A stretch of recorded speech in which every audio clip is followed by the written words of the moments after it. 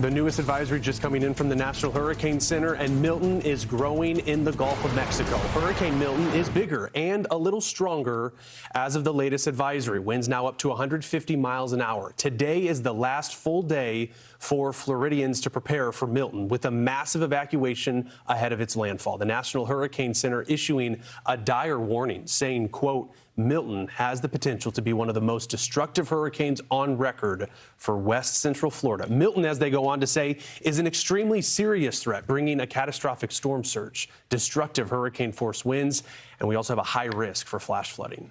At the coast, Milton could be devastating, if not deadly. As Stephen talked about, we're looking at an unprecedented 10 to 15-foot wall of water that could swallow Tampa and some of the surrounding areas. Historically, storm surge, it is the leading cause of hurricane-related deaths. The threat isn't just along the coast, though. Hurricane warnings, those stretch all the way to the east into Orlando, into Cape Canaveral. These are areas that could also be under the hurricane force winds that we could see unravel on Thursday. Power outages, those are pretty much a given, and those could last for days, if not for weeks. Mandatory evacuations, those are underway. Tolls in West and Central Florida, as well as Alligator Alley and the 595 Express, they've been suspended, so it's free to travel on these roads. Emergency shoulder use, that's also still in place along eastbound I-4 and portions of northbound I-75 this morning. Florida DOT saying that the state, they don't use contraflow as it prevents necessary supplies and resources from going into the impact zone. They were explicit in saying that today. Yeah, the interstates have been crowded. It's a good sign, right? Because it means people are heeding the warning. Some folks have decided to fly, to leave, to evacuate, but all flight operations at Tampa International Airport, well, those were suspended at 9 o'clock this morning. It's no longer an option out of Tampa. Airport officials are expecting it to stay closed until it's safe to reopen. Then you look at tomorrow morning, Orlando International Airport. That will be suspending, that airport will be suspending commercial, passenger, and private operations as well. And as we watch how this storm has formed, how quickly it became a Category 5, we've seen that the winds are up just a little bit. 150-mile-per-hour winds moving off to the east-northeast, Marissa, a little slower. It was 12 miles an hour as of 8 o'clock. It's now down to 9 miles an hour, having little change or adjustment with what that might ultimately do to Florida. It's the same thing. Actually, let's bring in Fox Weather hurricane specialist Bryan Norcross in the discussion. Bryan, going over some of the newest info. This thing is expanding, and the Hurricane Center said that it completed an eye wall replacement cycle overnight. Yeah, so they created a new eye wall that was 24 miles or so across, and now that has contracted down to about 14 miles. So this is like the figure skater bringing in the arms. When that happens, it starts spinning faster. That's why the wind speed went up a little bit. But we see signs now of another bigger eye wall forming, and so we expect the top wind number to go up and down. But the thing is that every time that happens, the storm gets bigger, and the expectation is that it will at least double in size by the time it gets to Florida. And it's the bigger size that creates the storm surge more than the top wind. You move a lot more water in your bathtub with your arm than you do with your hand. So the bigger diameter, unfortunately, creates a storm surge, and it looks like that's what we're going to get. So we have a 150-mile-an-hour hurricane now moving east-northeast at 9, more or less on track. It has pulled away from Mexico just a little bit, and 929 millibars. I mean, that sounds high compared to the fact that we were below 900 yesterday, but a 929 millibar hurricane by any measure is a fierce and intense hurricane. All right, here's the close-up, and you can clearly see the eye, and you see the little jogging around, which very often happens when these eye walls form and reform. And here you can see the cluster of thunderstorms around it, but the hurricane hunters are noting that there might be a new eye wall forming, as I said, as this one shrinks in. There's the size of it. It's moving away from Mexico now, so the winds in this 30, 40-mile-an-hour range you see are generally off the coast, so the improving situation for those guys there. But you'll see the distribution of winds, the yellows that we're watching here, just get bigger and bigger, and that's a lot bigger than than we saw yesterday on the same map. All right, here's the late cone. That there's no big changes here. The idea is that be around 150 miles per hour. Wouldn't be surprised to see it drop a little lower, and then it might get a little higher as these eye walls form and then shrink in and the storm grows in size. Remember that the pressure is kind of a measure of the amount of energy in the storm. So the bigger the storm is, the more distributed that energy is. So the top winds may not be as high, but the wind energy is distributed over a larger area. So low pressure, you get a low pressure, not so high a wind, wider storm, and that's what we expect to happen. So the idea is in this period here tonight into early tomorrow, we get generally just up and down, but a very, very strong hurricane moving up toward Florida. Then by tomorrow evening, so when it says a Wednesday p.m. here, nominally 8 p.m. Eastern time, it's approaching the state of Florida. The weather will have deteriorated over most of the state by that time. So you might have some time early in the morning, not so much in the Keys. The winds will start in the morning in the Keys and then move up the southwest coast. And then by the afternoon, then people should not be out moving around because that could get dangerous. Look at the winds over Florida, 100-mile-an-hour winds forecast in metropolitan Orlando, and that's why the hurricane warnings are in effect for that entire part of the state. And then hurricane winds still forecast offshore, but it's going to be transitioning into more like a nor'easter at that time. And what that tends to do is focus the winds on the north side of the storm, so that if the track is coming in here and a storm is going like that, these winds are going to be the strong winds after we get to that transition, looks like on Thursday. Now, how about the factors related to the Gulf of Mexico? Well, I want you to note two things. We have, first of all, the loop current that comes up here. So this is a very warm pocket of water right there. You see it in the dark reds.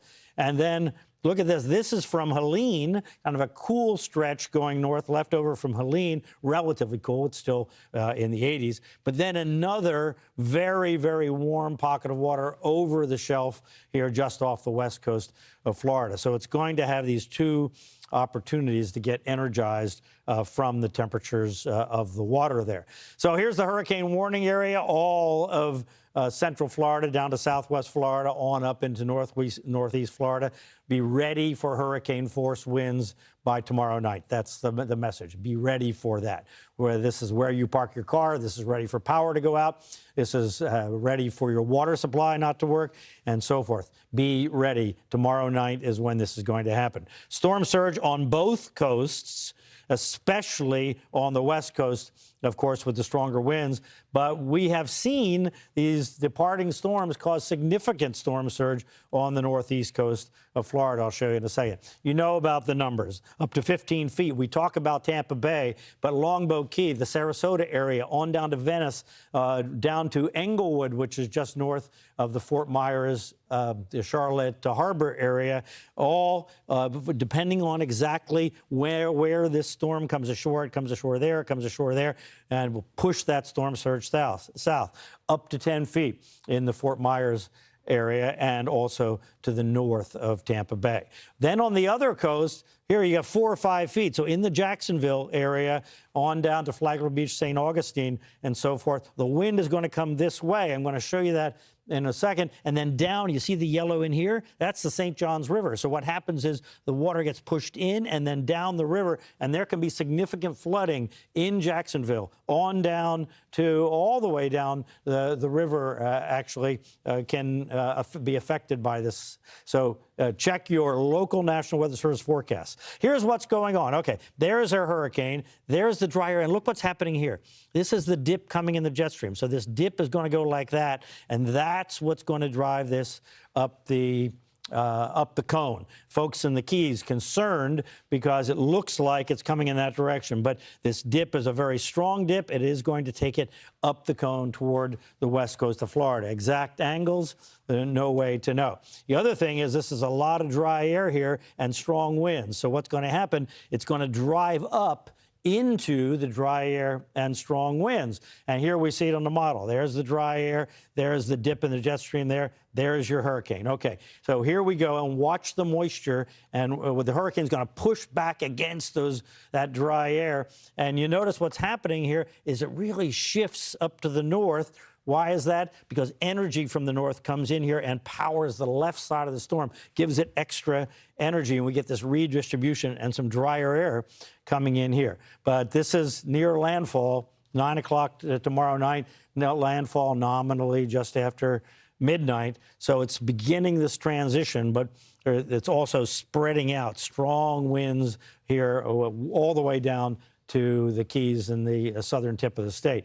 When we look at the winds that people experience, they look at the size of the storm growing. Now watch what happens as it goes on across the state. And here we are Thursday morning. Look at the winds coming in this way. Now, extra energized winds as we get this convergence of winds from the north, winds from the south, and they're focused here on that northeast coast of Florida. So this is an all Florida event except for the Panhandle west of Tallahassee, folks. And today is your full day to prepare, to evacuate, to do whatever you're going to do, because tomorrow will be iffy. Some areas, obviously, tomorrow morning, you still have time to maneuver and get in place.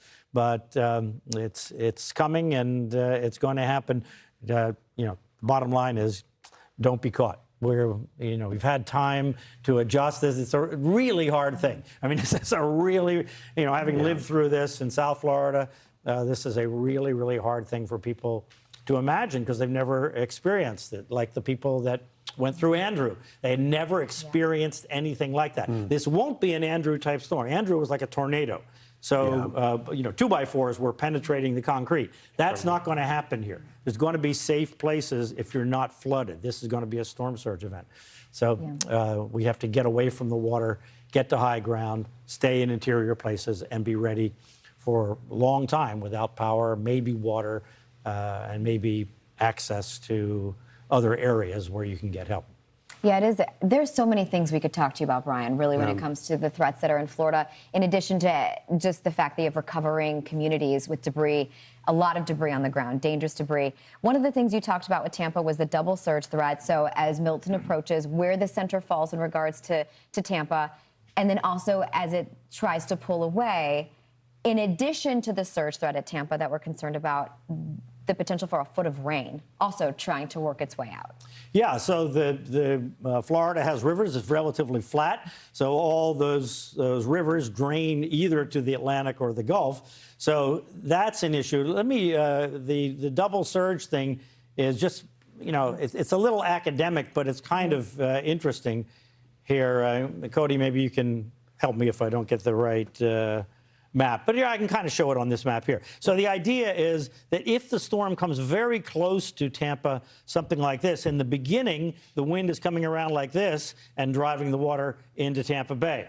But then when the storm is over here, the wind is coming back this way and can drive the water into Tampa Bay. So if it goes very close to Tampa Bay, which is the center of the cone, I don't want to say it's the forecast. The forecast is for the storm to come to the west coast of Florida in the general vicinity of Tampa Bay, Sarasota, and so forth. But if you go right down the middle of the cone, it's right over Tampa Bay. So you can get multiple effects. And remember, Tampa Bay is not a little thing. And so you're driving the water into Pinellas when it's going this way. You're driving the water into Hillsborough County when it's going this way. And then you have Old Tampa Bay and Hillsborough Bay and all these different things. The water can actually slosh back and forth in the bay in very complicated and big ways. So, I mean, it's a nightmare. It really is, because the way the city is developed, it's developed in that low-lying area.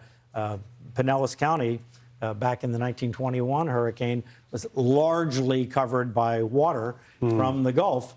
And I think about 2/3 of that county is in an evacuation zone now, because either from Gulf water coming from one side or bay water coming from the other side. So it's a very, very, very threatening scenario. I've been asked many times, I've done specials over the years, what's the most vulnerable city to hurricanes on the U.S. coast? And number one is either Tampa or Houston. I've gone back and forth on my list, right? Houston because of the petrochemical factories and right along refineries the and all that in Galveston Bay, that all that oil and everything gets pushed up into Houston, right? That's one kind of thing.